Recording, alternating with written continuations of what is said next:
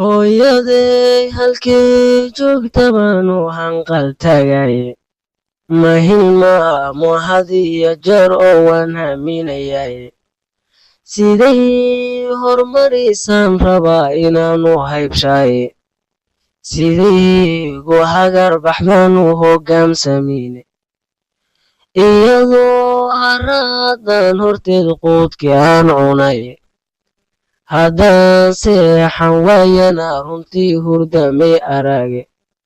haddaan ooyo habeenkoo bartegay heese ii tirin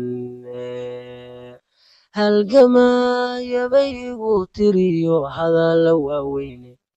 hubaashii ma qaban karo abaal hooyo loo guday hadraawiyo cariis ciisaba horay u sheegeene howraar gabaya haybada kalanugu ducaynaye hajirid kolkii ay tagto aakhiro loo haadsho oy hayaanto iyadoo in badan loo hamuun qabaye halkow habboon baan rabaa inay ka heshay ooygeeda aakhira rabbow haraca loo dhaafo siday hagaajisay rabbow loo hormariyaye hamigayga kama godo hooyasay tahay hugun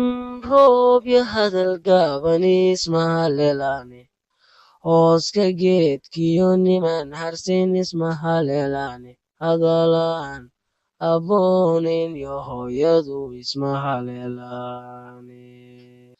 adoon hadal yo haybtoona garanaynin qofku soo hagaajiyey misana halaaqa kaa dhowray may habboonaa inaad qofka horaysa laabtiis hooygaad ka timid bay hooyadu u hoggaan tahay halkaad u socotanay kaaga horaysay hawiyo ilaahow ha gelin halisba weeyaane qof walboo hormaray hooyabuu ku hiiranayay mahantaa turoodo kolkay hooya dhinac joogto maharaado ruux hooyadii hayinka loo dhiibay in badan markaan hurudnabay heega noo tahay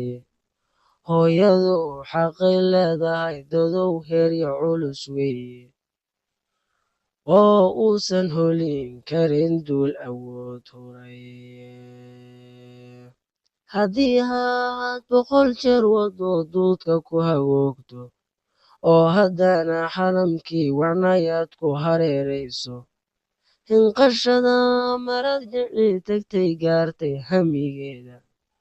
kuma harayo xaqeedu oo hooyo waa daawe